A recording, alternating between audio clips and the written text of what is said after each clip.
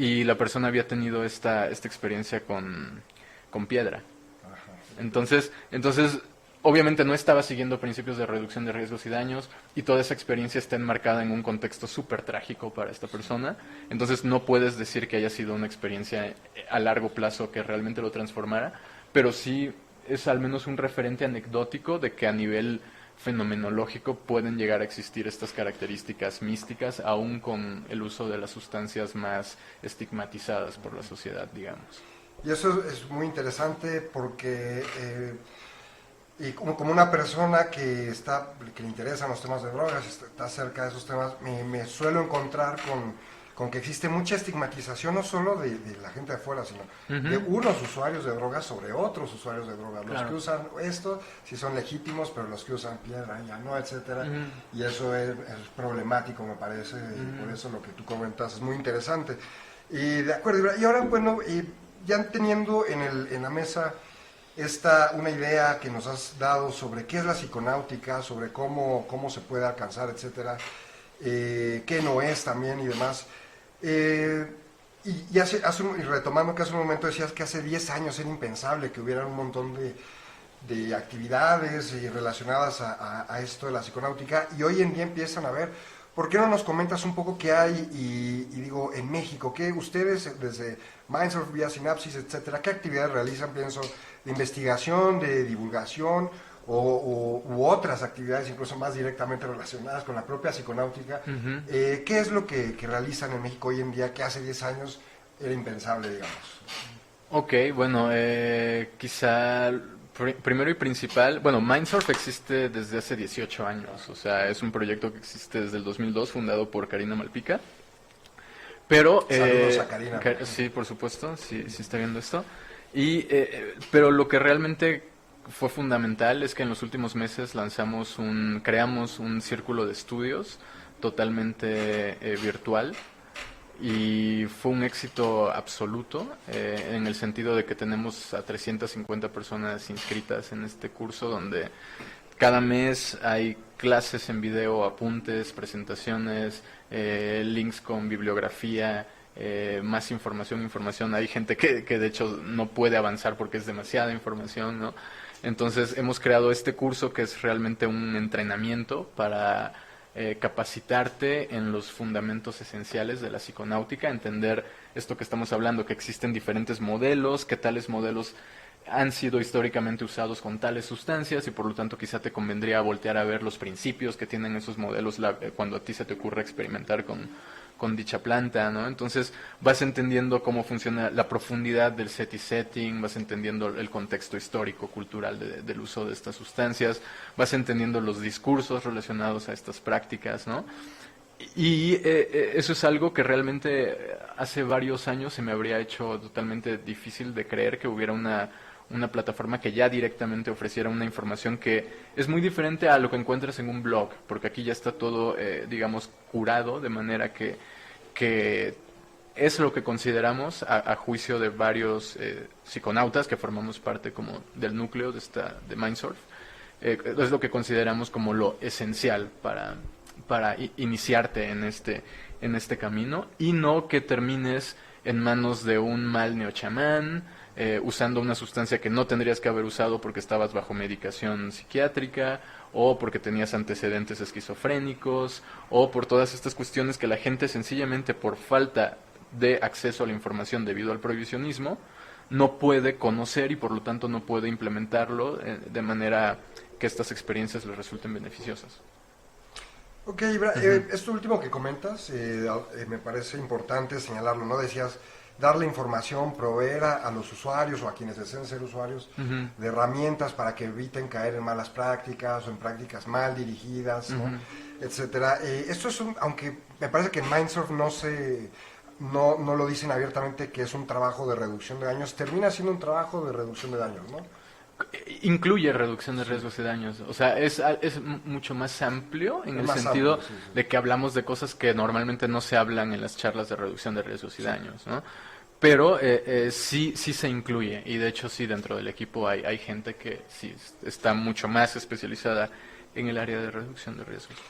Y un poquito para cerrar la parte relacionada a la psiconáutica, Me gustaría preguntarte sobre si existe un vínculo y si existe qué tipo de vínculo es entre la psiconáutica y la medicina psicodélica, ¿no? Que lo has tocado en algún momento, ha habido un boom al respecto de este tipo de dinámicas terapéuticas, el uso de ayahuasca, de hongos, en contextos clínicos pienso en MDMA, en investigaciones en Estados Unidos, La Canadá, ketamina etcétera. recientemente. La ketamina, que también es un boom, hay un boom al respecto del uso de estas sustancias con fines terapéuticos. Sí, pero, ¿qué tanto se relaciona la psiconáutica con esto? Bueno, de entrada, o sea, la psiconáutica está cobrando peso público gracias al boom de la medicina psicodélica. O sea, a través de la medicina psicodélica mucha gente se da cuenta que estas experiencias son más que terapéuticas. Sí son terapéuticas, pero son incluso algo mayor que la propia, que una experiencia estrictamente psicoterapéutica. Entonces, o sea, por ahí hay un grado de conexión. Por otro lado, hay muchas hipótesis. Lamentablemente no hay una comprobación todavía tangible, volvemos a lo mismo, por las diferentes restricciones y los candados que burocráticamente se han establecido con el paso del tiempo por culpa del prohibicionismo. Pero hay varias hipótesis, me viene a la mente por ejemplo el doctor Thomas Roberts, que tiene un artículo que es ya un clásico con este tema, donde él argumenta que las experiencias místicas y trascendentes, experiencias cumbre que le llamaba Abraham Maslow, fortalecen el sistema inmune, como si estas sustancias tuvieran alguna especie de propiedad moduladora en las respuestas inmunes que da el propio cuerpo ante virus, ante enfermedades. Ajá, entonces realmente si lo piensas tiene todo el sentido porque se ha detectado por ejemplo que la psilocibina puede generar efectos a largo plazo, permanece ejerciendo un tipo de funcionamiento neuroquímico durante casi 6 meses. Entonces sí hay una manera de establecer un vínculo entre cambios de comportamiento a mediano o largo plazo, hablamos de diferencia de varios meses, con respecto al uso de una sustancia. Entonces total, hay todos los indicios de que los psicodélicos y las triptaminas pueden generar estos cambios en lo que se le llama el bienestar, digamos, de la persona y que esto contribuye a tener un sistema inmune mucho más fuerte. Y de hecho este era uno de los argumentos que mucha gente utilizaba durante el tema de la pandemia, ¿no? O sea, mucha gente empezó a explorar el tema de las microdosis, por ejemplo, y han tenido resultados increíbles como una forma de apoyo en todos estos temas de depresión y ansiedad que pueden desarrollarse por culpa del aislamiento social, ¿no? Esto que toca, sí, qué bueno que lo mencionas porque quería que habláramos de ello. El tema de la psiconáutica en el contexto del confinamiento y la pandemia, sé que ustedes han tenido mucha actividad en línea debido a que ha sido pues, la única manera de tenerla. Ahorita pues estamos aquí ya un tiempo después de que han empezado las cosas, pero ustedes ya tienen un tiempo en Mindsurf teniendo actividades en línea. ¿Y cómo ha sido la experiencia del psiconauta, ustedes que tienen tanto contacto con personas interesados y activos, digamos, en temas psiconáuticos? ¿Cómo ha sido la experiencia del psiconauta en el confinamiento? Es súper interesante también esa parte porque de entrada el confinamiento te obliga, o sea, suprime el contacto con el exterior y entonces si te diste cuenta, no sé si te habrá pasado a ti o a personas cercanas a ti, pero al inicio de la pandemia los sueños empezaron a volver muy locos. De pronto eran muy intensos, de pronto los propios sueños hablaban de este tema social, ¿sabes? Mucha gente que reportaba soñar con situaciones acá apocalípticas, catastróficas. Entonces sí, Con zombies. ajá, con zombies, estilo Resident Evil, sí. O sea, justo se nota como esta amplificación de lo que en el inconsciente se estaba reprimiendo, ¿no? Que en este caso afuera también se estaba reprimiendo, entonces durante los sueños emergía. Todo esto, por supuesto que desencadena ciertos problemas como de depresión y de ansiedad, pero siento que esto también hizo que las personas, al estar, digamos que obligadas a vérselas con el mundo interior, empiecen a desarrollar una curiosidad más palpable hacia estos temas. Al punto tal que ocurrió lo que te decía, o sea, abrimos este curso y tenemos en este momento 350 alumnos de toda Latinoamérica, incluso gente de Europa. Y es increíble ver el deseo, digamos, de aprender sobre estas cosas, algo que no se veía un poco, hasta no mucho, digamos, ¿no? Entonces realmente esa es una manera en la que yo sí he visto como el cambio en la gente. Mucha gente que de pronto quiere conocer más acerca de las microdosis, mucha gente que no quiere necesariamente tener una experiencia, pero sí quiere aprender de la experiencia, ¿no? Y empieza a tomar cursos, talleres. Entonces yo sí veo un poco por ahí, eso por un lado. Y en otras personas, pues sí, o sea, sí hay como más facilidad a que a que la neurosis personal como que se manifiesta en estos estados en donde se te limita el contacto social. Entonces también hay mucha gente que no le está yendo tan bien en estos periodos. Pues bueno, es un tema muy interesante el de la psiconáutica, podríamos seguir hablando muchísimo tiempo. Yo creo que es un tema que comúnmente la gente que nos interesan todo lo relacionado a las drogas solemos platicarlo, ¿no? Entonces la verdad es que podríamos hablar muchísimo tiempo de esto, pero tenemos pendiente hablar del psicoactivismo, que me gustaría que pasáramos a esta parte que ya es relacionar todo esto que veníamos hablando con la parte política, con la parte relacionada a la política de drogas. Ya dimos un poquito al principio una especie de definición, rozamos de qué trata el psicoactivismo. Vamos a hablar un poquito y al final de esta parte sobre lo que realizan en Mindsurf. Bueno, comentar también para la gente que nos ve que si tienen preguntas relacionadas a la primera parte, a lo de psiconáutica, las escriban en el chat y acá nos las comentará Beto al final del programa para que nuestro amigo y especialista Ibra responda. Pero me interesa que ahora pasemos al tema del psicoactivismo. Te decía, Ibra, antes de empezar que quería tocar este tema, o abrir más bien el tema del psicoactivismo y hablando del cannabis, de la jurisprudencia del cannabis, y me gustaría explicar un poquito de qué trata, ¿no? Bueno, ya todos sabemos que hay una jurisprudencia que obliga al Poder Judicial a otorgar amparos para toda persona adulta que quiera cultivar y consumir sin fines de lucro, ¿no?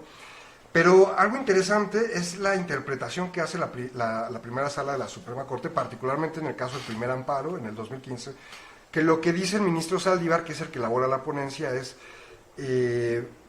todos tenemos derecho a acceder a nuestra conciencia, que es muy interesante conectarlo con lo que decías al principio del programa, la libertad, ¿no? Cognitiva. Exactamente, la libertad cognitiva como forma de definir la psiconáutica, ¿no? Sí. Entonces es muy interesante, por eso justamente quería conectarlo con el tema de la jurisprudencia, ¿no? Dice, todos deberíamos tener el derecho a acceder a explorar nuestra conciencia, meter a nuestro cuerpo, de alguna manera, dicho así, lo que queramos. El Estado no debería impedir el uso de tu conciencia, ¿no? No es legítimo atropellar este derecho, que es el derecho al libre desarrollo de la personalidad, a menos que el fin que se persiga sea superior al derecho que se está violando. El derecho que viola el Estado de tu libertad por explorar tu conciencia puede tener un fin superior, que sería, por ejemplo, la salud pública. Pero dice el ministro Saldívar, en el caso del cannabis no aplica, porque no afecta a la salud pública, no es un riesgo para la salud pública, como para atropellar ese derecho, y por eso es que hay una desproporcionalidad, ¿no? Entonces, a mí me parece que esta interpretación, que es muy interesante, histórica y demás, es conveniente y es necesario más bien aterrizarla o hacer un análisis sobre si debería ampliarse para el uso de otras sustancias, porque si con cannabis sucede, no sucederá con el uso de otras sustancias también. No, o sea, es que por supuesto que sí, o sea, sí, el tema, como yo lo veo, es que no hay un activismo, ni siquiera un 50%, o mucho menos diría yo, equiparable al activismo que hay con el tema del cannabis. O sea, el movimiento canábico mexicano y todos los demás colectivos que están uniendo esfuerzos como para promover estas iniciativas, vamos, que están haciendo un esfuerzo permanente, ¿no? Que a veces el Senado no escucha y a veces pareciera que sí, y ha habido todo un juego, pero es un grupo bastante grande, bastante sólido. Con el tema de los psicodélicos, los colectivos somos menos, mucha gente está en los mismos colectivos, entonces somos como que